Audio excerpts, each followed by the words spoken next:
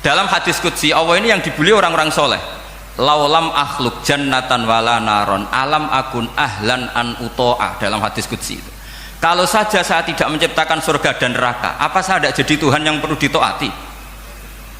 Apa kalau kamu tidak saya kasih uang 1 juta terus bilang 1 tambah 1 11? Enggak kan? Tetap bilang berapa? 2. Kalau kebenaran absolut yang 1 tambah 1 kamu bilang 2 meskipun tanpa mendapat hadiah. Kenapa untuk bilang Allah Tuhan kamu butuh hadiah surga? Itu kan serai ikhlas belas. Makanya saya terus mengajarkan ikhlas. Ikhlas itu bisa dilatih dengan akal, dengan pikiran, bil ilmi lah. Harus dilatih. Nah di sini ini momen atau makna yang mestinya harus difahami wa inzana bahwa kalimat ini sah meskipun dilafadzkan seorang yang pernah zina. Sama seperti 1 tambah 1 2 sah, diucapkan siapa saja sah. Dan siapapun akan mengucapkan itu secara ikhlas. Ini penting saya utarakan. Sehingga setelah ada firqah-firqah takfiri yang mengatakan orang megang keris itu syirik, ke kuburan syirik, ini syirik, itu salah besar. Salahnya adalah tadi kalimat-kalimat atau kebenaran-kebenaran absolut ini sudah jadi sibghatullah man ahsanu minallahi sibghah. Kalimat ini begitu absolut di hatinya orang mukmin, sehingga ketika terganggu oleh hal-hal yang adat istiadat kayak pegang keris kayak apa, ini tidak mengganggu. Tetap kualitas iman ini di atas keyakinan adat membawa apa keris. Kalau orang membawa keris menjadi syirik karena percaya sama makhluk. Orang misalnya kejawen kalau nggak bawa keris nggak nyaman. Orang kota itu kalau nggak bawa ATM juga nggak nyaman. Itu tidak dihukumi syirik. Kamu pergi lupa bawa HP nyaman ndak? Ndak, kenapa ndak dihukumi syirik?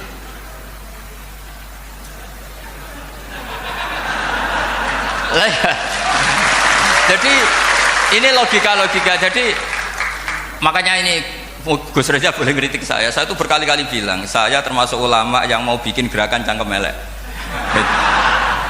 Karena nanti kalau saya nisbatkan ke Rasulullah itu tidak pantas, karena Nabi ahsanan nasi khalqaw wa khuluqa. Tapi saya siap jadi bempernya Rasulullah Shallallahu Alaihi Wasallam. Pernah ada diskusi di Jakarta, ini kisah nyata. Apa dalilnya setelah sholat salaman? Mana hadisnya? Itu dijawab hadisnya tentu kita kesulitan. Kalaupun ada hadisnya dhaif semua yang masalah musafahah. Akhirnya mau tidak mau dijawab pakai cangkem elek. Boleh nggak kamu setelah salam nyalain HP yang off? Boleh. Boleh nggak ke kamar mandi? Boleh. Oh berarti kencing boleh, nyalain HP boleh, yang nggak boleh itu ingat Allah. Karena mereka mengkritik wiridan, kritik salam. Akhirnya mikir deh, ada nggak hadisnya orang setelah sholat nyalain HP? Nggak ada kan?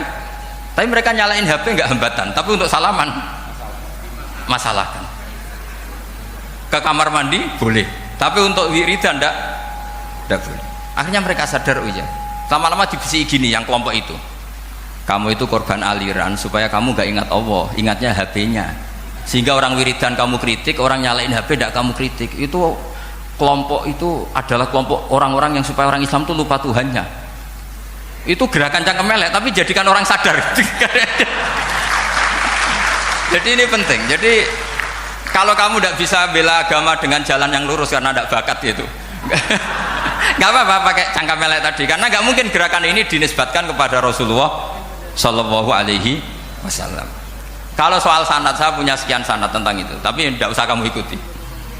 Ada orang tanya, ya Pak Kiai, kalau setan dibakar di neraka panasan enggak? Ya panasan. Lo kan setan dari api, ngapain harus panasan? Kan materinya sama. Terus Kak Kiai tadi gak kesulitan, dia ngambil pasir disawero di wajahnya. Wah sakit Kiai, kamu kan dari tanah, kena tanah kok.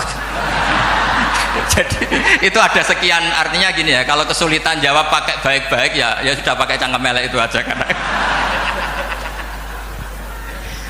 Tapi tentu kan gerakan ini tidak mungkin dinisbatkan kepada para nabi. Tapi saya pastikan meskipun nggak bisa dinisbatkan kepada para nabi dari segi cangkem elek tadi, tapi secara semangat itu sama. Saya punya sekian contoh. Bener Gus Riza tadi gojok saya sengawur-ngawurnya itu masih punya sana. Itu pas saya ngawur pun masih punya apa? Sana. Nabi Ibrahim itu ketika faja'alahum juzatan illa kabirallahum itu, si berhala paling besar dikasih kapak. Ketika mereka geger, ini siapa yang memecahkan berhala-berhala kecil? Kata mereka, sami'na fatayat kuruhum yuqalu lahu Ibrahim. Ya kira-kira Ibrahim lagi. Terus Ibrahim didatangkan, siapa yang melakukan ini semua? Ini jawaban Nabi Ibrahim, bal fa'alahu kabiruhum hadza. Ya tanya yang bawa pedal, saya kan tidak bawa. Terus kata orang-orang, otak kamu itu di mana? Masa berhala disuruh nanya, kan nggak bisa ngomong. Ibrahim kembalikan, uffil lakum walima ta'buduna min dunillah. Lalu otak kamu di mana? Sudah tahu nggak bisa ngomong kok disembah gitu. Itu ada kata uffin loh. Uffin itu kalau diterjemah kira-kira ya agak-agak jancuk gitu. Kira-kira ya kira-kira seperti itu. Jadi sekarang dalilnya jancuk apa bisa? Pakai dengan biasa kalau misalnya saya bilang sudah. Gimana? Jancuk itu dari daksu, dak tinggalkanlah suan perkara sing elek. Krono ilate wong Surabaya kakean rawon akhirnya ngomongnya jancuk.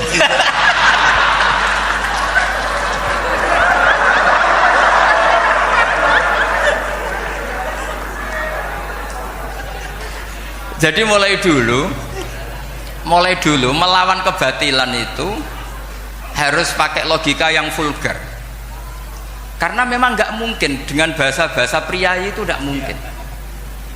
Dan ini penting saya utarakan. Nah, kalau nanti nggak mungkin dinisbatkan kepada Rasul karena Nabi adalah ahsanan nasi khalqa wa khuluqa, kita yang ngambil alih saja. Gus Reza, saya, Gus Hasan itu harus cangkem elek kan pantas luas. Selain bakat ya sudah natural. Karena memang itu cara kita menjelaskan kebenaran. Saya ulang lagi, itu cara kita menjelaskan apa? Kebenaran. Mau tidak mau. Saya pernah ditanya sama seseorang, Gus, beberapa nabi itu kan poligami itu bukti hipersek. Karena yang tanya itu orang nasionalis, nggak pati senang Islam. Terus tak balik tanya, perempuan itu makhluk lemah enggak? Ya lemah. Kalau nolong lama satu itu gimana? Ya baik. Kenapa nolong dua jadi tidak baik? Harusnya kalau nolong tiga tidak baik. Tapi saya tidak dukung poligami. Nah, ini cerita. Setidaknya mereka jadi ingat. Saya itu pernah ditanya agak-agak orang ateis.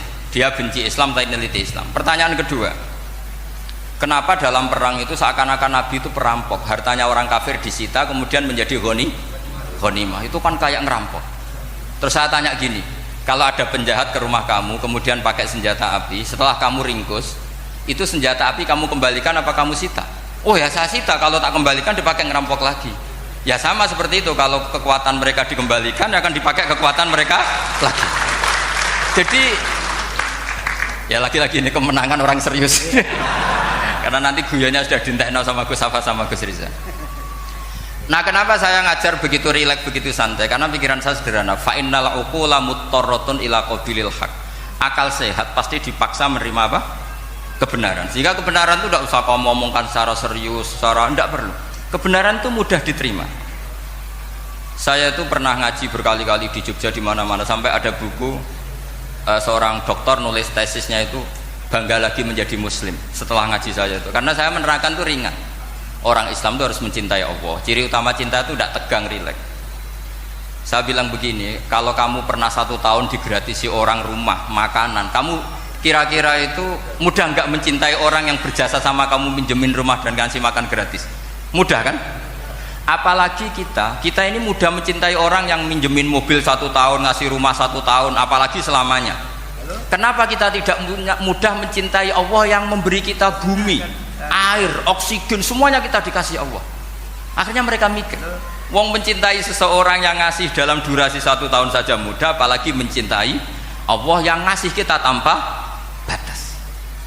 Itu disebut walladzina amanu asaddu hubbal lillah. Orang mukmin itu mudah sekali mencintai Allah. Caranya dilatih tadi. Kita mudah mencintai orang yang berjasa sama kita. Kenapa tidak mudah mencintai Allah yang tentu jasanya lebih besar?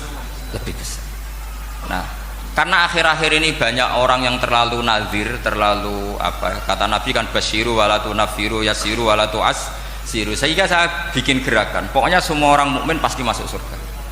Nanti soal ada kesalahan-kesalahan kecil yang menjadikan orang su'ul khotimah itu sifatnya kehati-hatian. Jangan menjadi hukum. Hati-hati itu tidak menjadi hukum. Kalau kamu nyupir hati-hati itu bukan berarti pasti kecelakaan, enggak. Hati-hati itu ya hati-hati saja, tidak menjadi hukum. Ini penting saya utarakan karena kubu sebelah kampanyenya sudah tadi, setiap mati mesti tenang bersama Bapak di surga. Sementara kita mau kampanye, kamu sholat tidak mesti diterima, haji tidak mesti diterima. jadi kiai tidak mesti masuk surga. Coba kalau kita kampanye gitu terus yang mau jadi muslim itu siapa? Jadi ini sudah tak perhitungkan matang-matang, saya milih macam seperti itu. Ya ini saya pikir sudah, ini pembandingnya supaya punya waktu.